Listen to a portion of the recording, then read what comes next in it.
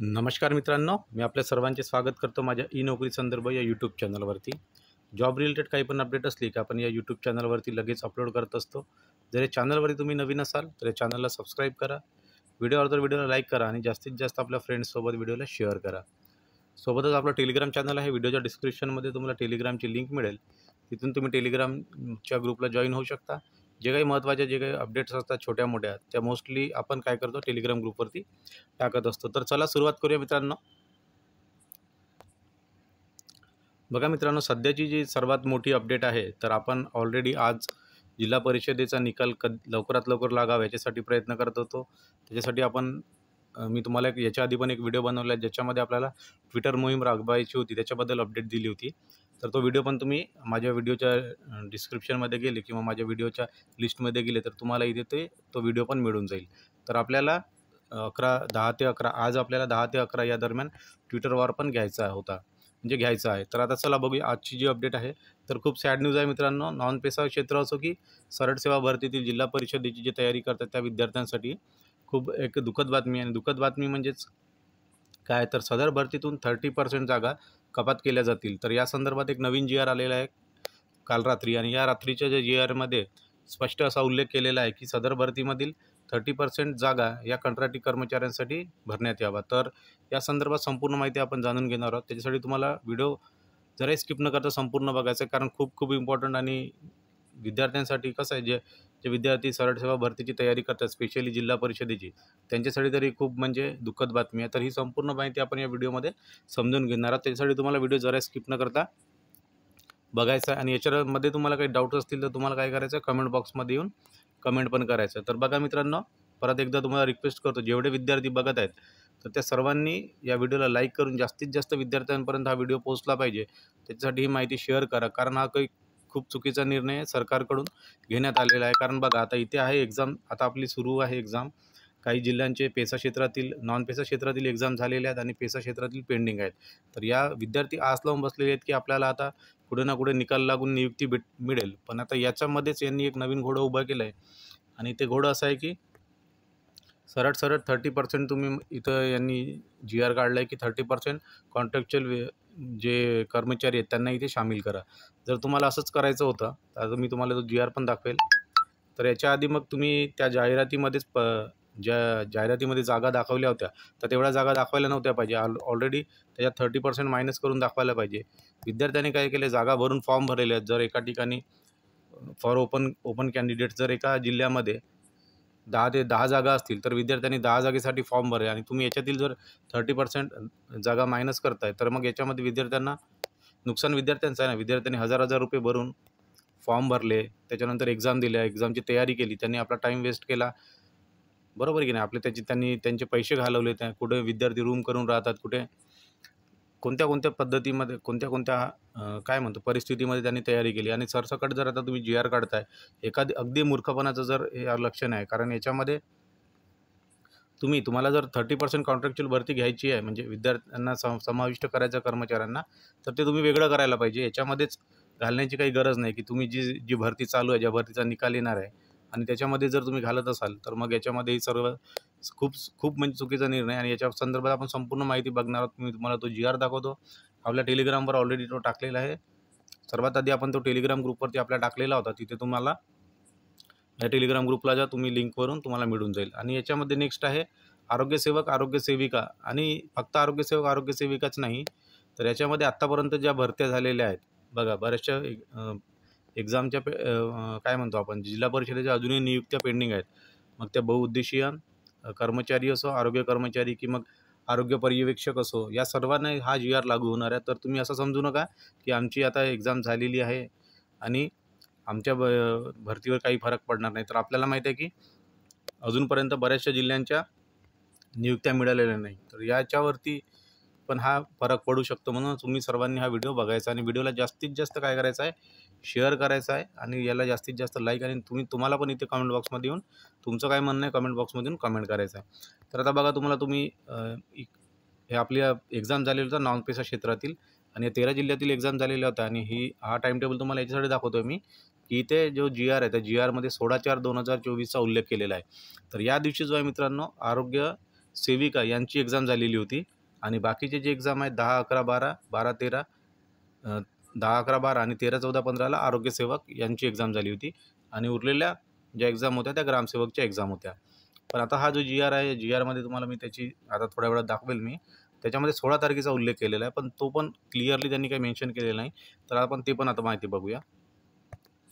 तर बघा, आता आरोग्यसेवक आणि आरोग्यसेविकांवरती तर इम्पॅक्ट होणार आहे. त्याच्या आधी पण ज्या एक्झाम झालेल्या आहेत, म्हणजे जिल्हा ग्रामविकास विभागातर्फे ज्या एक्झाममध्ये आपण बहुउद्देशीय कर्मचारी असो, आरोग्य पर्यवेक्षक, आरोग्य पर्यवेक्षिका यांच्यावरती पण इम्पॅक्ट पडणार आहे. कारण 30% जागा तुम्हाला सरसकटीने मायनस होण्याची शक्यता आहे या GRनुसार. तर आता बघा, तर हे जे परिपत्रक आहे शासनाचं, तर तुम्ही इथे बघू शकता. तर जस्ट लेटेस्ट आहे 3/7/2024 तारीख बघू शकता. आयुक्त आरोग्य सेवा अभियान संचालनालय राष्ट्रीय आरोग्य अभियान. तर याच्यामध्ये विषय बघा, विषय असा आहे की ग्रामविकास विभाग व इतर विभागातर्फे सुरू असलेली आरोग्य विभागाशी संबंधित नियमित पदांच्या भरतीमध्ये राष्ट्रीय आरोग्य अभियान म्हणजेच NRHM किंवा NHM ज्याला म्हणतो, त्या कर्मचाऱ्यांना 30% जागा राखीव ठेवण्याबाबत. तर आता हा संपूर्ण हे जे परिपत्रक आहे तुम्ही ते वाचू शकता. शॉर्टमध्ये मी तुम्हाला इथे जे आपण हायलाईट केलेला आहे पॉईंट तो खूप महत्त्वाचा आहे. तर बघा, इथे आधी आपण ही माहिती वाचून घेऊ. सदर बैठकीत आता यांची कोणतीतरी बैठक झाली. चर्चेनुसार सद्यस्थितीत राज्यात सुरू असलेल्या ग्रामविकास विभाग व इतर विभागातील आरोग्याशी संबंधित पदभरती प्रक्रिया सुरू असून त्यामध्ये NRHM किंवा NHM मधील जे काही कर्मचारी आहेत त्यांना 30% जागा राखीव ठेवून उर्वरित 60% जागा भरण्याकरिता भरती करण्याचे नमूद करण्यात आले आहे. तसेच याबाबत माननीय उच्च न्यायालयाचे सदर बाबतचे आदेश संबंधित जिल्ह्यांच्या जे CU आहेत त्यांना दिले असल्याचे इथे नमूद केलेले आहे. तर क्लिअरली इथे मेन्शन केलेलं आहे की 60%च तुम्हाला इथे भरती करायची आणि 30% जे NHMचे कर्मचारी त्यांच्यासाठी राखीव ठेवायचे आहेत. पण हा आदेश कधी, तर याच्यासाठी बघा कधीपासून लागू करायचा इथे पण दिलेला आहे. तर त्याच्यामध्ये बघा, हा जो नेक्स्ट हायलाइटेड पॉईंट हा खूप महत्त्वाचा आहे. त्याचप्रकारे ग्रामविकास विभागाअंतर्गत 16/6/2024 रोजी घेण्यात आलेल्या लेखी परीक्षेत निवड झालेल्या उमेदवारांना सद्यस्थितीत नियुक्ती आदेश निर्गमित करण्याबाबत जिल्हास्तरीय प्रक्रिया सुरू करण्यात आली असून संबंधित पत्रात नमूद केल्यानुसार सदर बाब सर्व संबंधित CEO यांना सद्यस्थितीत सुरू असलेल्या ग्रामविकास विभाग व इतर विभागाच्या आरोग्य संबंधित पदभरती प्रक्रियेमध्ये राष्ट्रीय जे काही आपले NHMचे कॅन्डिडेट्स आहेत त्यांच्यासाठी राखीव ठेवण्याबाबत शासन स्तरावरून सर्व संबंधितांना कळवण्यात येत आहे आणि पुढची कारवाई करण्यासंदर्भात त्यांना शासनाने आदेश दिलेला आहे. तर बघा, इथे सरसकट मेन्शन आहे आणि ही जी तारीख मी तुम्हाला सांगितली तर याचे 2 अर्थ निघतात. आता बघा, यांनी काय म्हटलेलं, जर इथे जर प्रिंटिंग मिस्टेक असेल, कारण जनरली आपल्याला माहीत आहे की सरकार काय करत असते, विद्यार्थ्यांना काय म्हणतो संभ्रमात ठेवण्यासाठी कधी अशा मिस्टेक्स पण केल्या असतात. तर इथे जर बघितलं तुम्ही विभागामार्फत 16/6/2024 रोजी हा एक संदर्भ असू शकतो रोजी. तर याचा अर्थ बघा, तर या दिवशी फक्त आरोग्य सेविकाचा एक्झाम झालेला होता. तर हा फक्त मग याचा अर्थ असा होतो की हा जो GR आहे फक्त आरोग्य सेविकासाठीच लागू होईल का, हा एक पहिला प्रश्न. आणि दुसरा प्रश्न, जर याच्यामध्ये जर प्रिंटिंग मिस्टेक असेल तर रोजीच्या ऐवजी जरा पर्यंत जर शब्द आला तर या दिवशीपर्यंत आरोग्यसेवकच्या एक्झाम झालेल्या होत्या आणि त्याच्यानंतर पण पेसा क्षेत्रातील आरोग्यसेवकाच्या एक्झाम पेंडिंग आहे. तर त्याच्यासाठी पण हे लागू होणार का? तर हे 2 प्रश्न आहेत. या सदर जो आपलं जे परिपत्रक आहे याच्यामुळे बरेचसे विद्यार्थी संभ्रमात आहेत आणि बरेचसे विद्यार्थी टेन्शनमध्ये आहेत आणि बरेचशा विद्यार्थ्यांचे मला पर्सनली मेसेज येत आहेत की सर याचा अर्थ काय होतो आणि याच्यावरती आता काय ॲक्शन घ्यायला पाहिजे. तर बघा, इथे म्हणूनच मी तुम्हाला सांगितलं होतं की हा जो आपला टाईम टेबल याच्यामध्ये 16 तारीख जर बघितलं तुम्ही तर 16 तारखेला फक्त आरोग्य सेविकेचा एक्झाम झालेली होती. तर याच्यानुसार जर इथे 2 अर्थ निघतात. तर फक्त 16 तारखेला जर फक्त 16 तारखेचा एक्झामचा विचार करण्यात जर येत असेल तर फक्त आरोग्य सेविका यांच्यासाठी लागू होईल का. पण दुसरा असा पॉईंट आहे की यांनी ते सरसकट असं म्हटलेलं आहे की बघा, दुसरा पॉईंट याच्यामध्ये काय आहे, दुसरा अर्थ की सदर आरोग्य ग्रामविकास विकास व इतर विभागातर्फे सुरू असलेली आरोग्य विभागाशी संबंधित नियमित पदांच्या भरतीमध्ये, म्हणजे डायरेक्ट यांनी आरोग्य विभागाचा उल्लेख केलेला आहे. तर मग याच्यामध्ये तारीख देण्याचा काही अर्थ नव्हता.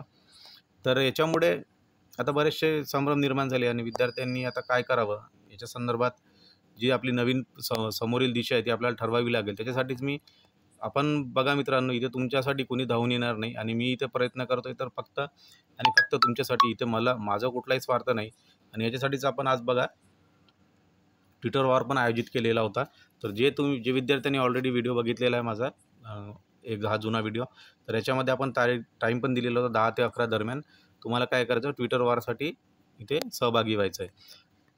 तर याच्यामध्ये आपला जो GR बघतोय आपण, तर या GRचे जे अर्थ जर पकडले सरसकट, तर याचा अर्थ असाच होत आहे की 30% इथे राखीव ठेवण्यात याव्या. मग जे विद्यार्थ्यांनी एक्झाम देऊन आता फॉर्म भरलेले आहेत, त्यांच्यामधून जर तुम्ही इथे सरसकट कपात करत असाल, तर हे खूपच मूर्खपणाचे लक्षण आपण म्हणू शकतो. त्याच्यानंतर दुसरा मुद्दा आपल्याला इथे बघायचा आहे. तर बघा, याआधीच सरकारने अशी ग्वाही दिलेली होती की या 2 वर्षामध्ये 1,00,000 सरकारी पदे भरलेली आहेत आणि जर पदे भरताना अशा प्रकारची जर तुम्ही खोड्या करत असाल, तर मग विद्यार्थ्यांनी आता काय करायला पाहिजे?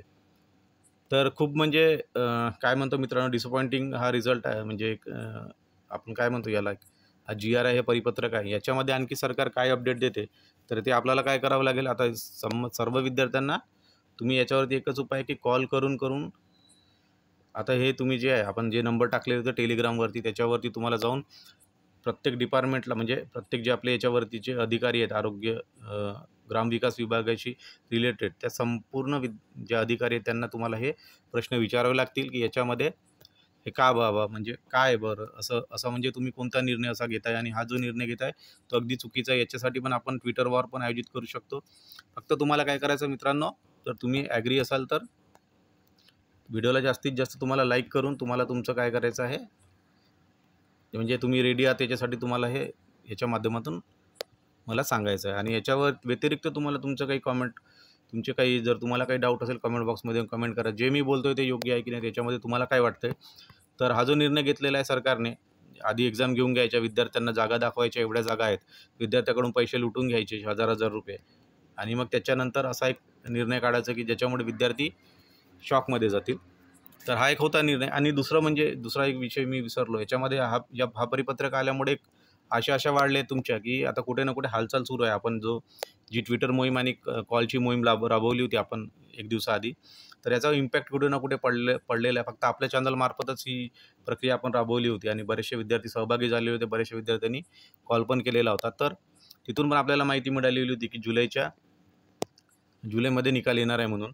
पण आता जे परिपत्रक आज आलं आहे त्याच्यावरून तुम्ही इथे म्हणजे गेस करू शकता की जेव्हा या परिपत्रक या महिन्यात आलेलं आहे, म्हणजे कुठे ना कुठे हालचाल सुरू आहे आणि शासनाने असा आदेश दिलेला आहे की ही भरती प्रक्रिया पूर्ण करायची आहे तुम्हाला, आणि या प्रकारे 60-30 काय म्हणतो 70-30चा रेशो तुम्हाला इथे मेन्शन करायचा आहे. तर हे जे परिपत्रक आले याच्यावरून याचा पण असा अर्थ निघतोय की आता कुठं ना कुठं लवकर इथे प्रोसेस सुरू झाली आहे, शासनाकडून पत्र गेलेलं आहे आणि निकाल तुम्हाला या महिन्यामध्ये कधी पण निकाल येऊ शकतो. हार्डली पकडून घ्या तुम्ही जुलैच्या सेकंड वीकपर्यंत इथे काही ना काही तुम्हाला हालचाल बघायला मिळेल. तर हे परिपत्रक होतं. याच्यानंतर आपण आपल्या टेलिग्राम ग्रुपवरती जाऊ, तिथं पण मी मेसेज टाकलेला होता. तर अशा प्रकारे जर तुम्ही निर्णय घेत असाल तर विद्यार्थ्यांनी जायचं कुठं. तर बघा, हे अतिशय चुकीचं आहे असं मला वाटतं. याचा नेमका अर्थ काय, जर 30% जर तुम्ही कपात करत असाल, तर ही जी भरती आपल्याला माहिती आहे की 5 वर्षानंतर जे विद्यार्थी एक्झाम देत आहेत 2019 पासून तयारी करणारे, आणि सध्याच्या भरतीमधून जर तुम्ही डायरेक्ट 30% मायनस करत असाल तर विद्यार्थ्यांचे प्रचंड इथे नुकसान होणार आहे. त्याच्यानंतर सध्याच्या भरतीमधून कपात जर होणार नसेल तर फक्त 16 जून हा उल्लेख केलेला आहे. तर त्या दिवशी फक्त आरोग्य सेविका यांची एक्झाम होती. तर याचा म्हणजे स्पेसिफिक अर्थ काय तो शासनाने आता इथे मेन्शन करायला हवा. त्याच्यानंतर आपल्याला आणखी याच्यामध्ये एक पॉईंट आहे बघा. आता अशा प्रकारे जर म्हणजे जागेमध्ये कटिंग होत जाईल तर एका GRचा सारांश असा निघतो, 10% कर्मचारी, ग्रामपंचायत कर्मचारी, 30% NRHM कर्मचारी, उरलेल्या 60% त्याच्यामध्ये पण अनुकंपामध्ये 20%, उरले मग 48%. त्याच्यानंतर 48% पण त्याच्यानंतर प्रमोशनमध्ये 40%, म्हणजे 19% गेले. असा जर तुम्ही संपूर्ण इथे प्लस मायनस हिशोब लावला तर याच्यानंतर काय होतं, आपल्या हाती फक्त खूप कमी टक्के जागा, जवळजवळ 29 ते 30% जागाच आपल्या हाती येतात. त्याच्यानंतर रिझर्वेशन आणि ह्या इतर गोष्टी पण आल्या. तर या प्रकारे जो सरकारने आता इथे जे परिपत्रक जाहीर केलेलं आहे याच्यावरती, हे परिपत्रक मला तर वाटते यांनी येणाऱ्या ज्या नेक्स्ट एक्झाम होतील त्यांच्यासाठी तुम्ही लागू करायला पाहिजे.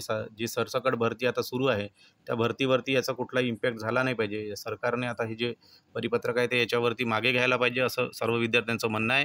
तुमचं काय विद्यार्थी मित्रांनो, तुम्ही जो फॉर्म भरलेला आहे तुम्हाला याच्यामध्ये काय वाटतंय? तुमचे जे काही डाऊट्स आहेत, कमेंट आहेत, तुम्हाला इथे कमेंट बॉक्समध्ये येऊन कमेंट करू शकता. विद्यार्थ्यांनी जास्तीत जास्त लाईक करा. जेवढे विद्यार्थी बघतायत ॲटलीस्ट तेवढ्या विद्यार्थ्यांनी या व्हिडिओला लाईक करा. जास्तीत जास्त व्हिडिओ व्हायरल झाला पाहिजे. आणि आपण जी ट्विटर मोहीम राबवणार आहे त्या संदर्भात तुम्हाला ट्विटरवरती पण ॲक्टिव्ह राहायचं आहे. तर सर्वांसाठी हीच माहिती होती. Thank you very much.